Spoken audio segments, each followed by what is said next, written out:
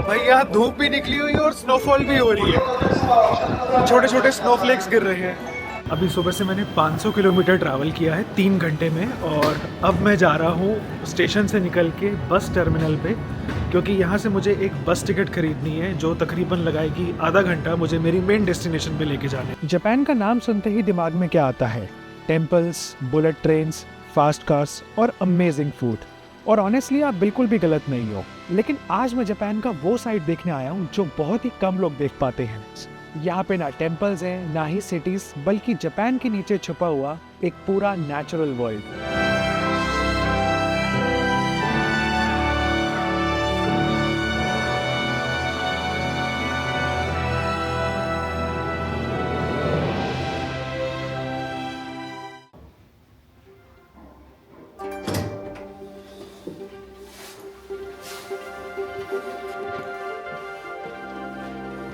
Good morning दोस्तों, अभी मैं हूँ ओसाका में और मैं जा रहा हूँ शिन ओसाका स्टेशन पे। फिर वहाँ से मुझे एक बुलेट ट्रेन लेनी है शिनकानसेन, जो 3 घंटे लगाएगी मुझे पहुँचाने में शिन यामागुची के स्टेशन पे।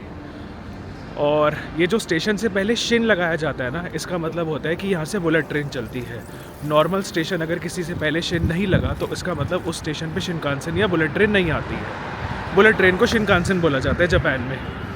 तो जैसा कि मैंने बताया, मैं शिन ओसाका पे जा रहा हूँ और वो मुझे लेके जाएगी शिन यामागुची पे, और ये रास्ता 3 घंटे का है वन साइड। और फिर वहाँ से भी मुझे आगे एक बस लेनी है, क्योंकि आज की जो लोकेशन है वो काफ़ी एक्साइटिंग है और मेरे लिए पर्सनली काफ़ी नई है, क्योंकि मैंने ऐसा कुछ पहले कभी एक्सपीरियंस नहीं किया है।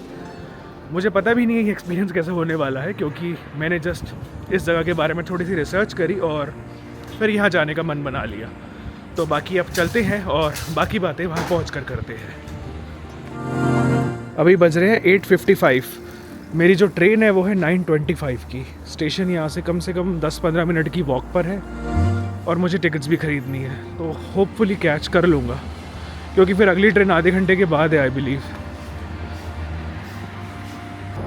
अभी दिसंबर एंड आ गया है और अब जापान में ठंड बढ़ गई है काफ़ी। मुझे ऑलरेडी जापान में तकरीबन 2 हफ्ते हो चुके हैं, बट इन 2 हफ्तों में जो पिछले 2-3 दिन रहे वो बहुत ज़्यादा ठंडे रहे और बहुत ज़्यादा हवा भी चल रही है। अभी टेम्परेचर हो गया है 2-3 डिग्री के आसपास और विंड भी बहुत ज़्यादा चल रही है। जापान में यूजुअली जो विंटर्स होती है वो इतनी ज़्यादा विंडी नहीं होती। लाइक यूरोप में जो विंटर्स होती है वहाँ पे बहुत ज़्यादा हवा चलती है। जापान में यूजुअली ऐसा नहीं होता है, बट बैड डेज़ तो हर जगह होते हैं। तो पिछले 2-3 दिन से बहुत ज़्यादा सर्दी पड़ रही है और बहुत हवा चल रही है।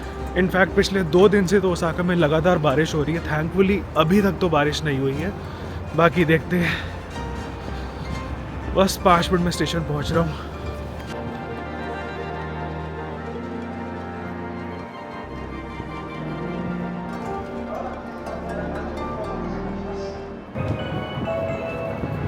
भाई यहाँ धूप भी निकली हुई है और स्नोफॉल भी हो रही है, छोटे छोटे स्नोफ्लेक्स गिर रहे हैं। अभी सुबह से मैंने 500 किलोमीटर ट्रैवल किया है 3 घंटे में, और अब मैं जा रहा हूँ स्टेशन से निकल के बस टर्मिनल पे, क्योंकि यहाँ से मुझे एक बस टिकट खरीदनी है जो तकरीबन लगाएगी आधा घंटा मुझे मेरी मेन डेस्टिनेशन पे लेके जाने पे। अब सबसे पहले तो ये देखते हैं कि बस कब की अवेलेबल है, क्योंकि मैंने टाइम वगैरह कुछ भी चेक नहीं किया है। और वेदर यहाँ बहुत अजीब हो रहा है। आई मीन ठंड तो पूरे जापान में है, पर ये देखो धूप भी निकली हुई है और हल्के हल्के स्नोफ्लेक्स भी गिर रहे हैं। कुछ चीज़ें ना जापान में देखने को ही मिलती है।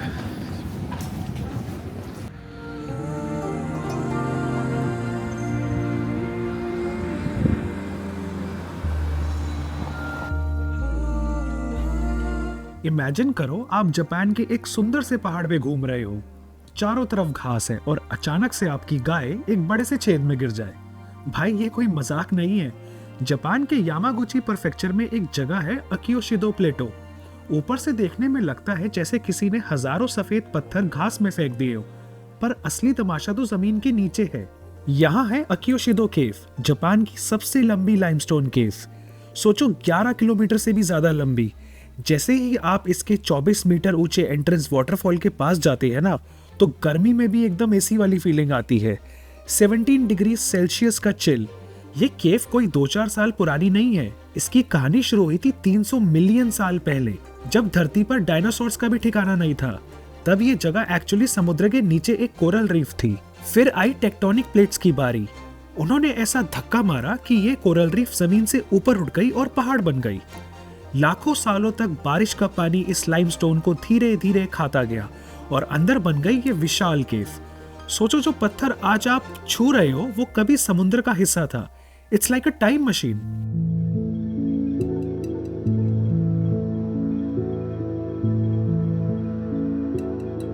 बात है 1185 एडी की। जापान में एक बहुत बड़ी लड़ाई हुई थी, बैटल ऑफ डनोरा। जब हाइकी क्लैन हार गई तो उनका एक वॉरलॉर्ड ओबा काइसी अपने साथियों के साथ छुपने की जगह ढूंढ रहा था। वो लोग इस इलाके में पास की एक केव केग्यो कियोदो में छुप गए थे। कहते हैं उन्होंने वहां कई दिन अंधेरे में बताए। लोकल लोग तो यहां तक कहते हैं कि आज भी उन वॉरियर्स की आत्माएं वहां के अंधेरों में भटकती है। तो दोस्तों, अगर वहां कोई हेलो बोले तो रुकना मत, बस भाग लेना।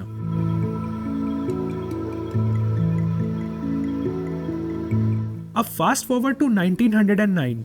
तब तक लोगों को पता चल गया था कि यह केव एक गोल्ड माइन है टूरिज्म के लिए। एक प्रमोटर था उम्हेरा सान। इस बंदे ने तो हद ही कर दी। इसने केव के एंट्रेंस के पास एक असली कार्निवल शुरू कर दिया।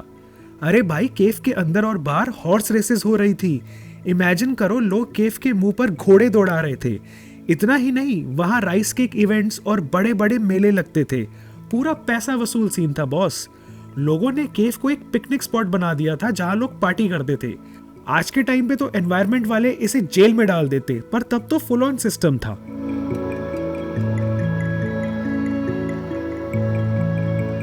फिर आता है 1926। एक बहुत बड़ा वीआईपी विजिट होता है। क्राउन प्रिंस हिरोहितो, जो बाद में एम्परर बने, वो यहाँ आए। प्रिंस को यह जगह इतनी पसंद आई कि उन्होंने इसका नाम रख दिया अकियोशिदो। इससे पहले इसे लोग लोकल नाम से पुकारते थे, पर रॉयल स्टैंप लगते ही ये नेशनल ट्रेजर बन गया। अगर आप यहाँ जाते हैं तो आपको पूरे 11 किलोमीटर चलने की जरूरत नहीं है।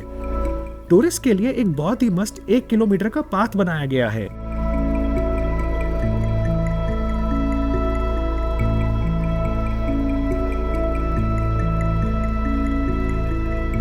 वर्ल्ड वॉर 2 के बाद जापान ने इसे टूरिज्म का पोस्टर चाइल्ड बना दिया।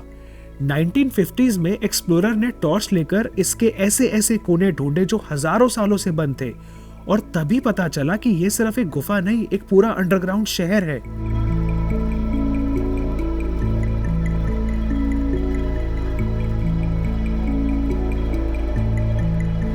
यहाँ लाइट का खेल ऐसा है कि आपको हर पत्थर में कोई ना कोई शक्ल दिखेगी, कभी शेर, कभी भूत या कभी भगवान।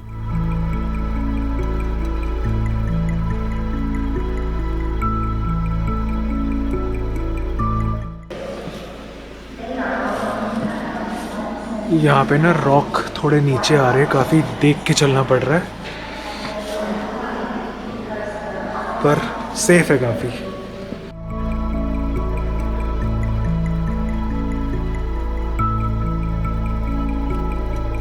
ये रास्ता एकदम सेफ है। लाइटिंग झकास है और रास्ते में एलिवेटर्स भी है जो आपको सीधा प्लेटो के ऊपर फेंक देते हैं। सबसे पहली चीज जो आपके दिमाग घुमा देगी ना, वो है हायाकुमाई ज़ारा, यानी 100 प्लेट्स। भाई, ये देखने में बिल्कुल ऐसा लगता है कि जैसे किसी ने सैकड़ों चावल की थालियां एक के ऊपर एक सजा दी हो। एक्चुअली ये लाइमस्टोन पूल्स है जो पानी के फ्लो से बने हैं।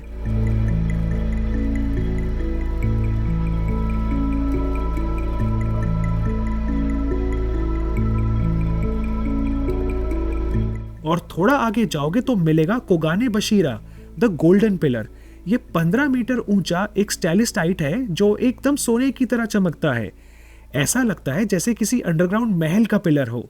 यहाँ पे बिग मशरूम इसलिए लिखा है क्योंकि जो यहाँ रॉक्स है ना, ये बिग मशरूम की शेप में है। देखो कैसे निकले हुए हैं बाहर।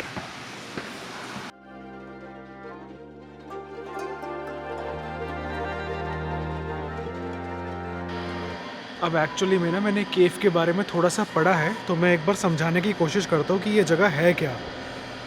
अभी जहाँ पे ये केव है ना, तो आज से लाइक मिलियंस ऑफ ईयर्स पहले ये जगह समुद्र के नीचे थी, और फिर धीरे धीरे धीरे जब यहाँ से पानी हटा तो जो भी यहाँ पे शेल्स थे और जो भी मरीन लाइफ थे वो बेसिकली लाइमस्टोन में कन्वर्ट हो गए, और फिर धीरे धीरे अंदर की जो ज़मीन थी उसमें काफ़ी सारे क्रैक्स पड़े और वो एसिडिक हो गई, और फिर चुपचाप लाइक मिलियंस ऑफ ईयर्स लगे और यहाँ पे ऐसे ये नेचुरल केव्स फॉर्म हो गई। और अब ये यहाँ पे कम से कम लगा लो मिलियंस ऑफ ईयर्स पहले से ये बने हुए, और ये अब ये जापान की लार्जेस्ट लाइमस्टोन केव है।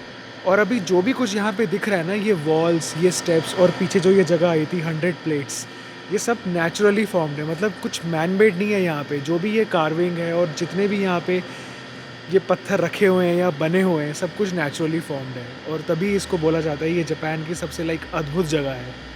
इस जगह के बारे में ही जापान को 1800 सेंचुरी के बाद में पता लगा कि यहाँ पे एक नेचुरल फॉर्मेशन हो चुकी है, और तभी इस रीज़न की वजह से जापान इस साइट को प्रिजर्व करता है, और यहाँ पे कोई भी कंस्ट्रक्शन अलाउड नहीं है। इवन यहाँ पे कुछ गिनिंदा चुनिंदा फैमिलीज़ रहती हैं, और ये जो एरिया है ये कोई पॉपुलर टूरिस्ट अट्रैक्शन नहीं है। यहाँ पे ज़्यादा टूरिस्ट अलाउड भी नहीं है, लाइक दिन में कुछ गिन के ये लोग टूरिस्ट एंट्री देते हैं, और इसीलिए इस जगह पे लाइटिंग भी कम है, और एक ही वॉक अवे पाथ बनाया हुआ है, क्योंकि ये इस एरिया को डिस्टर्ब नहीं करना चाहते, प्रिजर्व करना चाहते हैं, क्योंकि यहाँ की हर लेयर में टाइम का एक अलग रिप्रेजेंटेशन है। क्योंकि जैसा कि मैंने बताया, ये एरिया मिलियंस ऑफ ईयर्स पुरानी है। यहाँ के हर एक सॉइल, हर एक पत्थर, हर एक लेयर्स, हर एक जो स्टेप्स है वो टाइम के एक अलग रिप्रेजेंटेशन बताते हैं।